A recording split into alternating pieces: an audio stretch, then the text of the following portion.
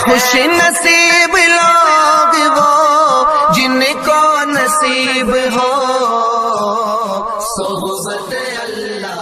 راہ ولی میں وہ تاثیر دیکھی، بدلتی ہزاروں کی تقدیر دیکھی۔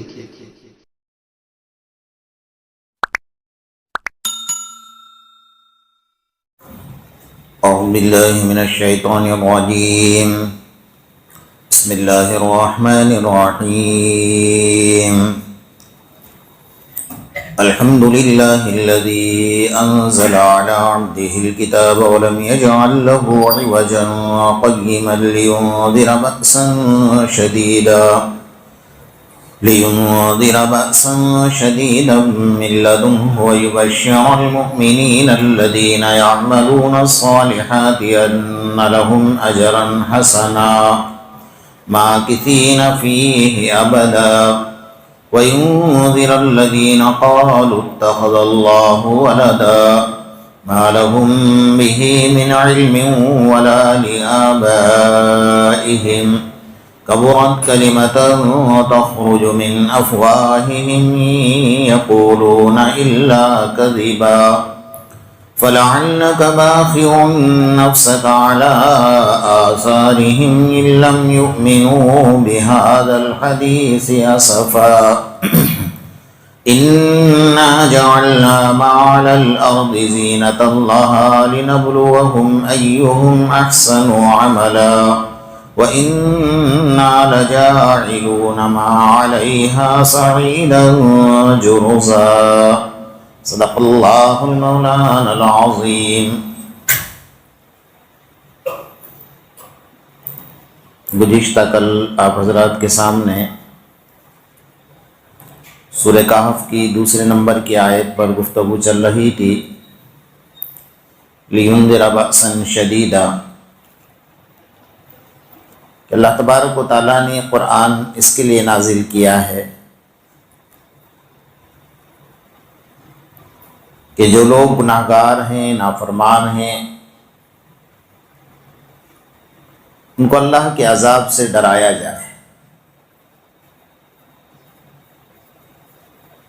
اور ڈرانے کا مطلب یہ ہے کہ وہ نیک بن جائے، صحیح راستے پر آ جائے۔ اگر اللہ کو عذاب ہی دینا ہوتا تو اللہ نہ بتاتا کہ جہنم تمہارے لیے تیار کر رکھی۔ اللہ کو معاف کرنا ہے، بندے کو جنت میں داخل کرنا ہے، اس لیے اللہ تبارک و تعالیٰ نے ڈرایا۔ کبھی نبیوں کے ذریعے سے سمجھایا، کبھی قرآن سے سمجھایا، کبھی اپنے نیک لوگوں کے ذریعے سے سمجھایا، اور کبھی زندگی کو تنگ کر کے سمجھایا۔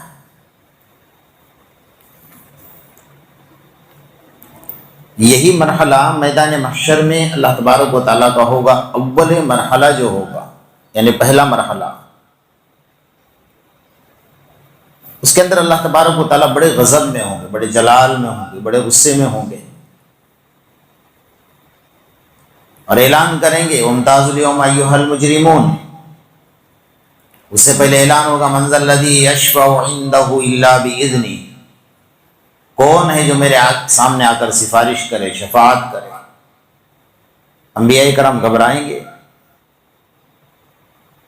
جب نبی گھبرائیں گے تو عام لوگوں کا کیا حال ہوگا؟ ایک نفسا نفسی کا عالم ہوگا۔ اس دن صرف اور صرف آقا نامدار محمد الرسول اللہ صلی اللہ علیہ وسلم سجدے میں پڑے ہوئے،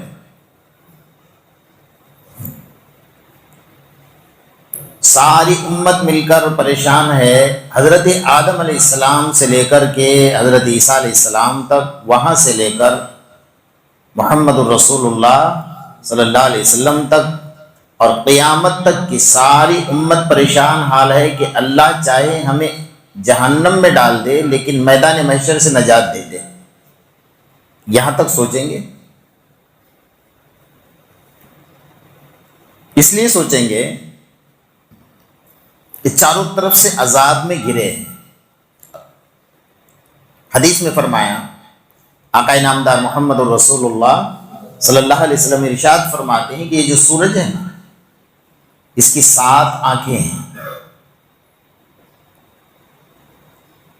اس نے ابھی صرف ایک آنکھ کھلی ہوئی ہے اپنی، اور وہ زمین سے 9 کروڑ میل دور ہے، تو ہمارا یہ حشر ہے زمین پر۔ جب قیامت قریب ہوگی اور میدان محشر قائم ہوگا نا، وہ سر پر کھڑا ہوگا اور ساتوں ساتھ آنکھ کھولے گا، اس دن کیا حشر ہوگا؟ لوہا پگھل جائے گا،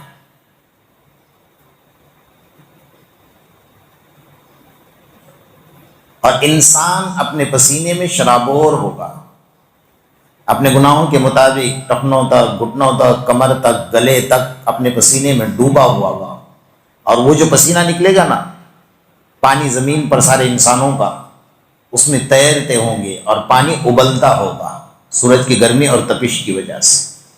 یہ اول مرحلہ ہے اللہ تبارک و تعالیٰ کے غضب اور جلال کا اور غصے کا۔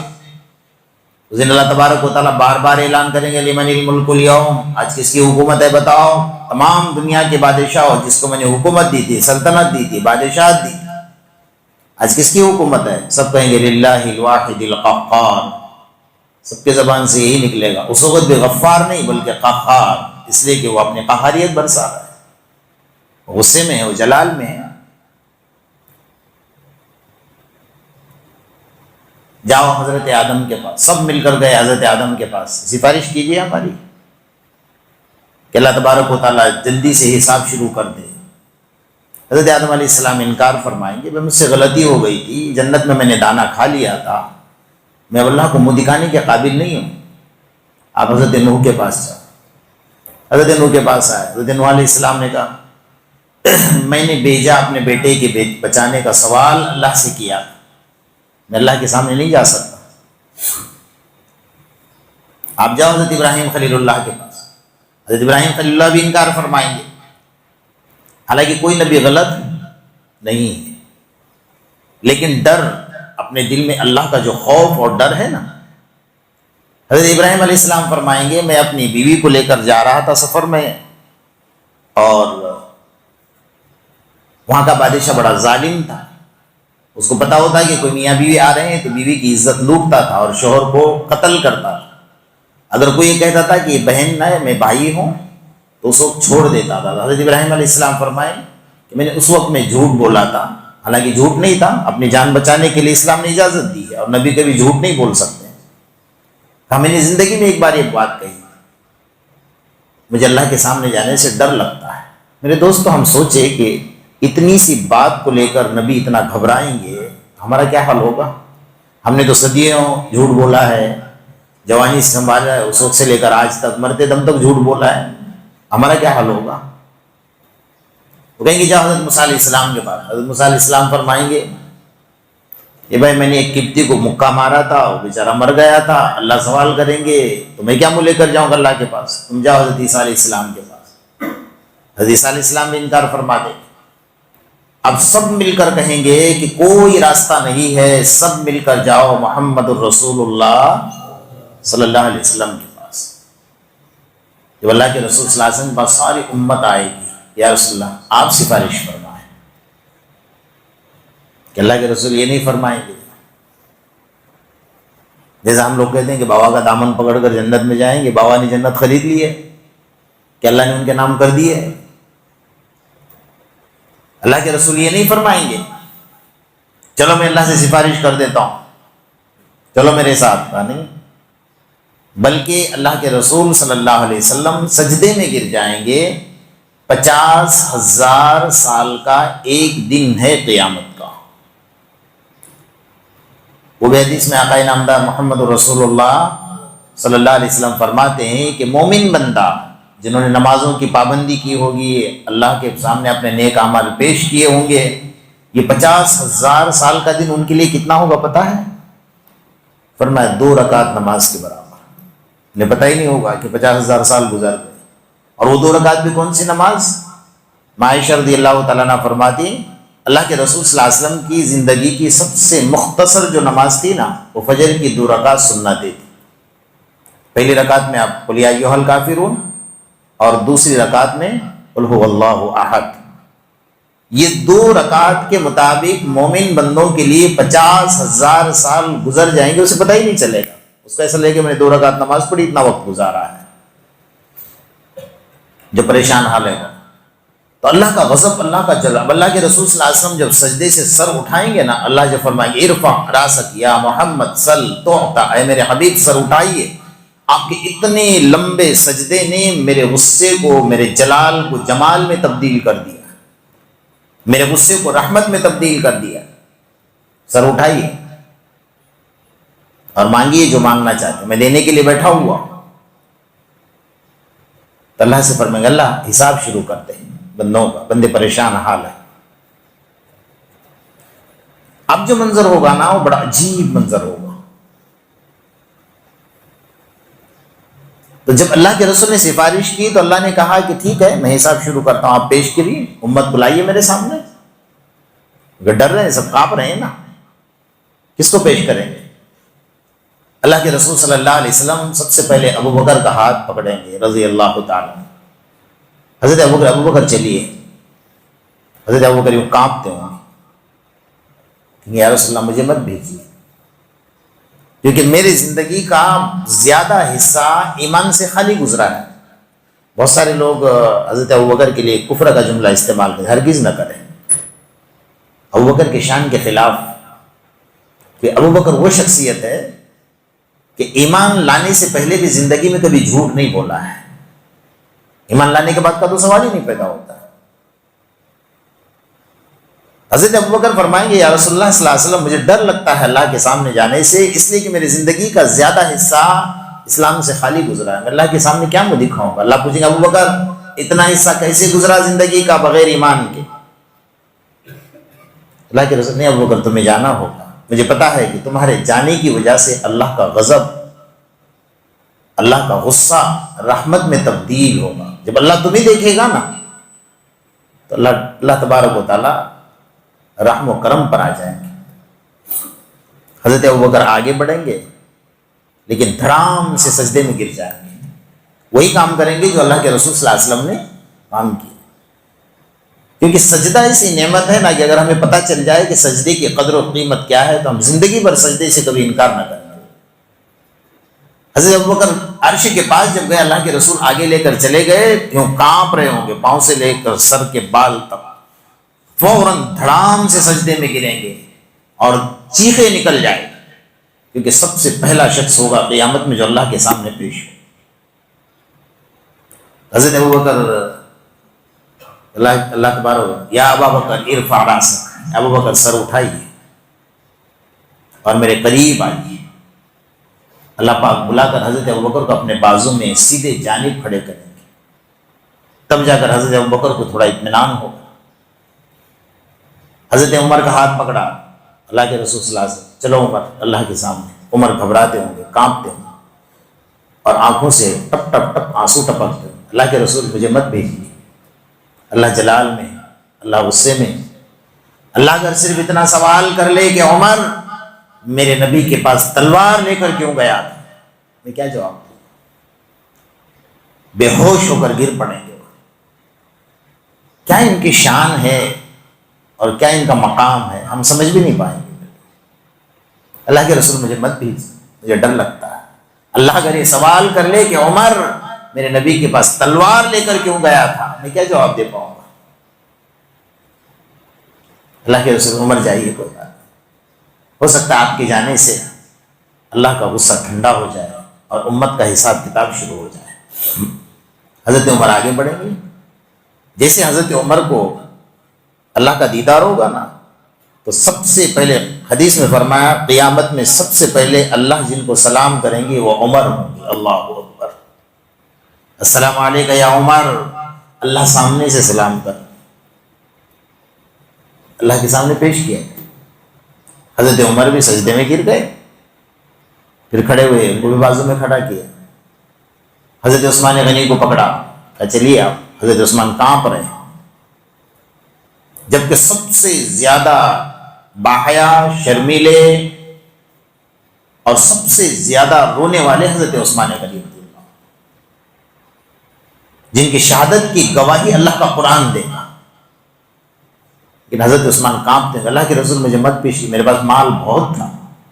اللہ پوچھے گا کہ عثمان تو نے مال کہاں سے لایا، کہاں خرچ کیا؟ حالانکہ حضرت عثمان کا مال ساری زندگی اللہ کے راستے میں لگا، اللہ کے رسول کو لگایا۔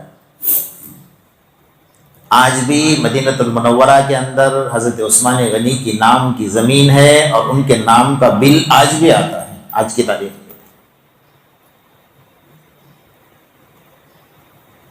وہ گھبرائیں گے، ان کو پیش کیا جائے گا، وہ بھی اللہ کے سامنے سجدے میں گرے، حضرت علی کو پیش کیا، حضرت علی فرمائیں گے اللہ کے رسول مجھے مت پیش کیجیے۔ یعنی صحابہ کرام کا کیا حال ہوگا، اتنے نیک، اور سب سے بڑی بات کہ اللہ کے رسول صلی اللہ علیہ وسلم نے یہ چاروں خلفاء جو ہے نا، ان کو دنیا میں جنت کی بشارت دی، اس کے باوجود یہ گھبراہٹ، یہ بے چینی اور اضطرابی کیفیت ہے، تو ان کے دل میں کتنا اللہ کا خوف ہوگا، ہم سوچ سکتے ہیں نا۔ لِيُنذِرَ بَأْسًا شَدِيدًا، تو اللہ تبارک و تعالیٰ ڈرا رہے ہیں، اور ڈرانے کا مطلب یہ نہیں ہے کہ میرے سے ڈر کر تم مر جاؤ، فرمایا نہیں، اس لیے ڈرا رہے ہیں کہ تم نیک بن جاؤ، میرے عذاب کو دیکھ کر نیک بن جاؤ۔ اس لیے آگے چل کر اللہ نے فرمایا وَيُبَشِّرَ الْمُؤْمِنِينَ الَّذِينَ يَعْمَلُونَ الصَّالِحَاتِ، ان لوگوں کو ڈراؤ نیک بن۔ اب نیک بن گئے تو نیک بننے کے بعد اللہ تبارک و تعالیٰ فرما رہے ہیں ان کو بشارت دے دو، جیسے گناہ گاروں کو ڈرانے کا حکم دیا جہنم کے عذاب سے، ویسا نیکی کا کام کرنے والوں کو بشارت دی۔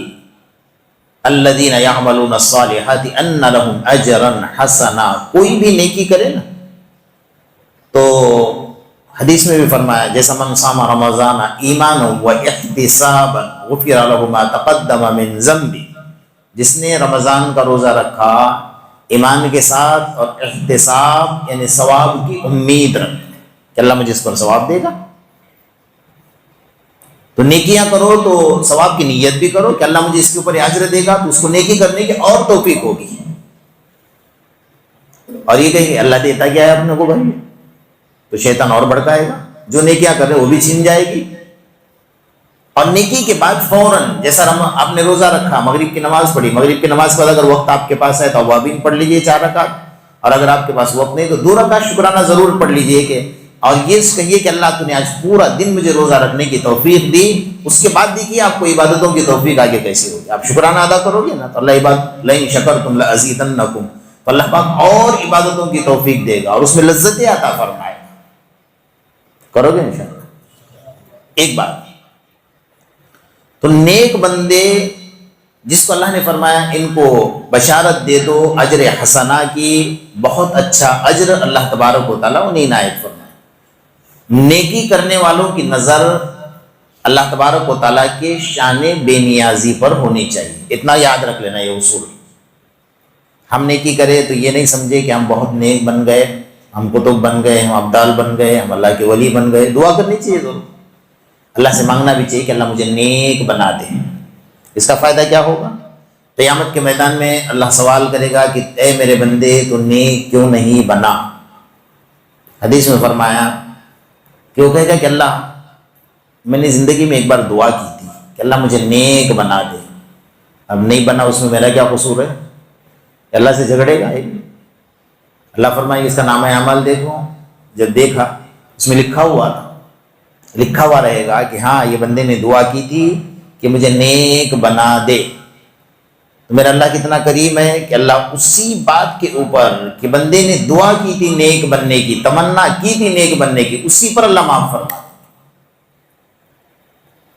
اور چھوٹی چھوٹی نیکیوں پر اللہ اجر عطا فرما دے گا۔ عائشہ رضی اللہ تعالیٰ عنہ فرماتے ہیں اتنی چھوٹی نیکی کہ تو اس کو نیکی بھی نہیں سمجھتا ہے، کیونکہ مومن کہ دل میں اللہ ہے اور اللہ نہیں چاہتا کہ میرا بندہ تھوڑا سا بھی گھبرا جائے۔ مثال کے طور پر آپ نے سیدھے جانب چابی رکھی ہے گھر کی یا گاڑی کی، اور آپ نے بائیں جیب میں ہاتھ ڈالا، تو اب اللہ چابی گم گئی، تھوڑی دیر کے لیے گھبرا گئے، فرمایا یہ گھبرانا بھی نہیں کی ہے اس کے لیے، اللہ اکبر۔ حالانکہ اس کے مطلب کی بات ہے، کوئی سجدہ تو نہیں کیا، کوئی نماز تو نہیں پڑھی ہے، لیکن اتنا سا گھبرانا بھی اس کے لیے نیکی ہے، اس پر بھی اللہ اجر عطا فرما رہے ہیں۔ چاہے جائے کہ وہ مسجد میں آئے، وضو کرے، نماز پڑھے، اللہ کو منوائے، اللہ کو راضی کرے، گڑ گڑائے، تو نیک بندوں کی، نماز پڑھنے والوں کی، روزہ رکھنے والوں کی، تراویح پڑھنے والوں کی، قرآن کی تلاوت کرنے والوں کی، زکوٰۃ دینے والوں کی، حج عمرے کرنے والوں کی، اللہ کے راستے میں چلنے والوں کی، سب کی نظر اللہ کے شان بے نیازی پر ہونی چاہیے کہ اللہ ہمارے نیکیوں کا محتاج نہیں ہے، وہ اتنا بے نیاز ہے کہ اگر سارے انسان ابو جہل جیسے بن جائے اور ساری زمین کفرستان بن جائے، اس کے شان میں کوئی فرق آنے والا نہیں۔ اللہ الصمد، وہ ہے، شروع سے ہے، ہمیشہ رہے گا۔ اور سارے انسان ابو بکر صدیق جیسے بن جائے اور ساری زمین کعبۃ اللہ جیسی بن جائے، پھر بھی اللہ کے شان میں کوئی اضافہ ہونے والا نہیں، وہ تو ہے بے نیاز۔ ہمیں یہ سوچنا چاہیے کہ بس اللہ تو نے قبول کیا، مجھ سے سجدہ کروایا، یہ تیری بہت بڑی نعمت ہے، بس اب اس پر مجھے استقامت اور سلامتی عطا فرما دے۔ بندے کو ہر وقت ہر حال میں اللہ تبارک و تعالیٰ کے شان بے نیازی پر نظر۔ حضرت عمر رضی اللہ تعالیٰ ڈرتے تھے، جتنی عبادت کرنے سے نہیں، جتنی عبادت کے قبول ہونے سے ڈرتے تھے۔ حضرت مولانا ذوالفقار صاحب نقشبندی دامت برکاتہم، اللہ ان کی عمر میں برکتیں عطا فرمائے، آج کے دور کا قطب ہے وہ، آج کے دور کا قطب ہے وہ انسان۔ ان کے ایک جملے ہیں نا، آپ پڑھ لیجیے، ایسا لگتا ہے کہ الہامی جملے ہیں اللہ کی طرف سے۔ انہوں نے اپنی کتاب میں لکھا ہے، بہت بڑا اندیشہ ہے اس بات کا کہ اللہ پاک ساری زندگی سجدے کروائے، ساری زندگی نمازیں پڑھوائے، ساری زندگی روزے رکھوائے، ساری زندگی حج عمرے کرائے، ساری زندگی روزانہ دن میں روزہ رکھے، رات میں قیام کرے، پورا دن روزہ رکھے، پوری رات نفل پڑھے اور روزانہ ایک قرآن ختم کرے۔ بہت بڑا خطرہ اور اندیشہ ہے اس بات کا کہ اللہ قیامت کے میدان میں کہہ دے کہ تیرا ایک سجدہ بھی مجھے منظور نہیں۔ ہم کچھ کر سکتے؟ اس لیے ہر وقت اسے ڈرتے رہنا چاہیے، اللہ سے کہنا چاہیے کہ اللہ تو نے عبادت کرنے کی توفیق دی تو قبول بھی فرما لے۔ تو کرے گا، کیوں نہیں کرے گا قبول؟ جب بندہ مانگے گا تو اللہ قبول بھی کرے گا نا۔ تو عبادت کرو، اللہ سے مانگو کہ اللہ تو نے عبادت کی توفیق دی، سجدے کی۔ یہ سجدہ بہت بڑی نعمت ہے، ہر ایک کو نہیں ملتا ہے۔ شیطان کے نامہ اعمال میں کتنے سال کا سجدے تھے؟ 80,000 سال کی عبادت۔ ایک روایت میں 3 لاکھ سال، لیکن وہ روایت تھوڑی ضعیف ہے۔ 80,000 سال کی جو روایت ہے وہ پورے علماء کو اس پر اتفاق۔ 80,000 سال کی عبادت، ایک سجدہ نصیب نہ ہوا آخر میں، تو ساری عبادت کو اللہ نے کیا کر دیا؟ چھین لیا، اٹھا کر پھینک دیا۔ اس لیے اللہ کے شان بے نیازی پر ہر وقت ہماری نظر ہونی چاہیے۔ سجدے کی توفیق دی ہے، سجدہ کرو نا زمین پر، ایسا نہیں کہ ٹھونگے مارے نکال دیا، بلکہ اس وقت میں دل میں یہ خیال ہونا چاہیے اللہ کے قدموں پر میں اپنی گناہگار پیشانی رگڑ رہا۔ الساجد یسجد علی قدم الرحمن، حدیث ہے نا کہ بندہ جب سجدہ کرتا ہے تو وہ اللہ کے قدموں پر اپنی پیشانی رگڑتا ہے۔ تو جب یہ خیال دل میں ہوگا تو اس کا سجدے سے سر اٹھانے کا دل ہی نہیں ہوگا، کیونکہ اللہ کے قدموں پر اس نے اپنی پیشانی رکھی ہے نا۔ تو یہ خیال اس وقت ہونا چاہیے، اس لیے اس کو اس وقت کہا گیا سبحان ربی الاعلی، حالانکہ جھک کہاں رہا ہے؟ نیچے، لیکن جملہ کیا کہا گیا؟ اعلی۔ ہونا یہ چاہیے کہ اللہ جیسے میرے ذلت کی کوئی انتہا نہیں، ویسے تیری عزت کی بھی کوئی انتہا نہیں۔ اور اللہ یہ چاہتا ہے کہ میرا بندہ جتنا میرے سامنے اپنی پیشانی کو ذلیل کرے گا اتنا میں عزتوں سے نوازوں گا۔ ہمارے دل میں یہ خیال ہونا چاہیے۔ اللہ پاک ہم سب کو عمل کی توفیق نصیب فرمائے۔ بسم اللہ الرحمن الرحیم، وَإِلَٰهُكُمْ إِلَٰهٌ وَاحِدٌ لَا إِلَٰهَ إِلَّا هُوَ الرَّحْمَٰنُ الرَّحِيمُ اللهم صل على محمد وعلى آل محمد كما صليت على إبراهيم وعلى آل إبراهيم إنك حميد مجيد اللهم ربنا آتنا في الدنيا حسنة وفي الآخرة حسنة وقنا عذاب النار وقنا عذاب القبر وقنا عذاب الحشر وقنا عذاب من فتنة المسيح الدجال۔ اے الہ العالمین، ہم تمام کے صغیرہ اور کبیرہ گناہوں کو معاف فرما۔ اے اللہ جو گناہ جان بوجھ کر نہ جانے کیے اسے بھی معاف فرما۔ اے اللہ جو گناہ رات کے اندھیرے یا دن کے اجالے میں کیے اسے بھی معاف فرما۔ اے اللہ ہم بڑے گناہ گار، بڑے سیاہ کار، بڑے خطا کار، بڑے قصوروار تیرے دربار کی اقرار مجرم ہیں۔ اللہ ہمارے جرم عظیم کو معاف کر، ہر آنے والی مصیبتوں سے ہماری حفاظت فرما، ہر آنے والے برے حالات سے ہماری حفاظت فرما۔ اے اللہ زمینی آفتوں سے ہماری حفاظت فرما، آسمانی بلاؤں سے ہماری حفاظت فرما، اپنے ناراضگی سے ہماری حفاظت فرما۔ یا اللہ ہمارے روزوں کو قبول فرما، نمازوں کو قبول فرما، تراویح پڑھنے پڑھانے کو قبول فرما، اعتکاف کرنے والوں کو قبول فرما، تیرے راستے میں چلنے والوں کو قبول فرما۔ اے اللہ تمام نیکیوں کو قبول فرما کر ہم سب کے نجات کا ذریعہ بنا، اپنے رضامندی کا ذریعہ بنا۔ اے اللہ تکبر سے ہمارے حفاظت فرما، اخلاص کی دولت سے مالا مال فرما۔ اے اللہ ابھی تک جو مسلمان روزہ نہیں رکھ رہے ہیں، نمازیں نہیں پڑھ رہے ہیں، مولا وہ بھی ہمارے بھائی ہیں، انہیں ہدایت نصیب فرما۔ ہدایت تیرے ہاتھوں میں ہے، توفیق تیرے ہاتھوں میں ہے۔ اے مولا کریم مرتے دم تک اخلاص کے ساتھ عبادت کی توفیق نصیب فرما، ریاکاری شہرت دکھلاوے سے ہماری حفاظت فرما۔ اے مولا کریم ہم تمام کو اپنے گھر کی بار بار زیارت نصیب فرما، آقا انعامدار محمد رسول اللہ صلی اللہ علیہ وسلم کی دنیا آخرت میں بار بار زیارت نصیب فرما۔ تیرے راستے میں جو خرچ کر رہے ہیں ان کو قبول فرما۔ تو اللہ جو مالدار ہیں انہیں زکوٰۃ نکالنے کی توفیق عطا فرما، اپنے غضب، اپنے جلال، اپنے غصے سے ہماری حفاظت فرما۔ یا اللہ اپنی رضامندی والی موت نصیب فرما، ناراضگی والی موت سے ہماری حفاظت فرما، بری موت سے ہماری حفاظت فرما، بغیر کلمے کی موت سے ہماری حفاظت فرما۔ یا اللہ عذاب قبر سے، قیامت کے ہولناک منظر سے ہماری حفاظت فرما، پل صراط پر گزرتے ہماری حفاظت فرما، نام اعمال داہنے ہاتھ میں نصیب فرما، قرآن سے محبت عطا فرما، نیکیوں سے محبت عطا فرما، نمازوں سے محبت عطا فرما، تیرے نیک بندوں سے محبت عطا فرما۔ اے مولا کریم جو بے مزدور ہیں انہیں مزدوری عطا فرما، بے کاروبار کو کاروبار نصیب فرما، رزق حلال نصیب فرما، حرام روزی سے ہماری اور امت کی حفاظت فرما۔ جو مسلمان جیل کی کوٹریوں میں باعزت ان کے رہائی کے اسباب پیدا فرما۔ ہم سب کی دعاؤں کو محض اپنے فضل و کرم اور آقا انعامدار محمد رسول اللہ صلی اللہ علیہ وسلم کے صدقے طفیل میں قبول فرما۔ یا رب صلی وسلم دائما ابدا علی حبیبک خیر الخلق کلہم، ربنا تقبل منا انک انت السمیع العلیم وتب علینا یا مولانا انک انت التواب الرحیم۔ سبحان ربک رب العزۃ عما یصفون، وسلام علی المرسلین والحمد للہ۔ صلی اللہ